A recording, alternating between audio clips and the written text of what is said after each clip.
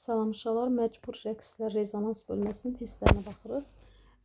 Birinci sual. Məxsusi tezliyi 5 Hz olan rəqs sistemində tezliyi 4 Hz olan periodik qüvvənin təsiri ilə məcbur rəqslər yaranır. Yaranan rəqslərin periodunu hesablayın. Deməli, bizdə 4 Hz tezliklə tezliyi 4 Hz olan periodik qüvvənin təsiri ilə məcbur rəqs yaranır. Yaranan rəqsin periodunu soruşursa, yəni biz burada məcbur rəqsi yaradan tezliyi seçməliyik və ona uyğun da deməli növünü 4 Hz seçib, ona uyğun da periodu təyin etməliyik. Bilirik ki, T 1 bölünsün növüdür. 1 də bölürük 4-ə. O da eləcək 0,125. Doğru cavab Y.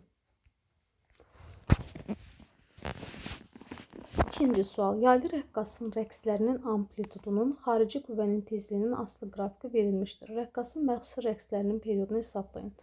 Deməli, bizdə rezonans baş verir nə zaman? Qaydaya görə bilirik ki, rezonans məcbur edici qüvvənin tezliyi məxsusi tezliklə üst-üstə düşər zaman baş verəcək.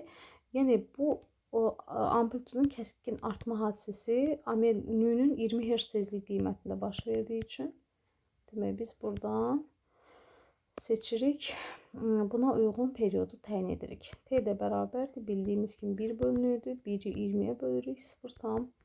0,5 saniyə olacaq. Doğru cavab D. Sonra 5-ci sual.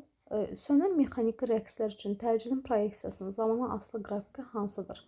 Sönən rəqslərdə get-gedə amplitud kiçilir. Əvvəlcə amplitud bu idi. Sonra təcilin amplitud qiyməti bu qiymətə bərabər olacaq. Getdikcə sıfıra doğru təcilin amplitud qiyməti azalır və buna deyirik sönən rəqslər. Doğru cavab Y. 7-ci sual. Məcbur rəqslərin amplitudunun məcbur edici qüvvənin tezliyinin asılı qrafikini soruşur. Demək ki, amplitudun kəskin artmasıdır tezliyin qiymətində və doğru cavab B-dir. 9. X bərabərdir 0,5 kosinus 2 pi-t qanunu ilə rəqs edən sistemdə rezonans baş verməsi üçün ona hansı tezlikli məcbur edici qüvvə təsir etməlidir? Bizdən soruşur tezlik. Demək, rezonansın baş verməsi üçün tezlik məxsus tezliklə üst-üstə düşməlidir. Gəlin biz buradan deməli sistemin özünün tezliyini tapaq, dövrü tezliyini. Omeqanı götürək buradan 2 pi.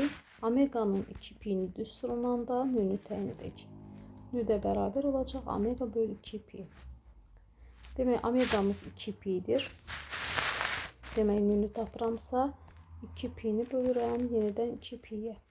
Və doğru cavab 1 Hz olacaq. D bəndi.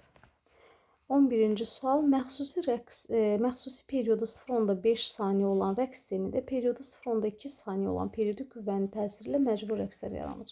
Yaranan rəqslərin tezliyini tapın.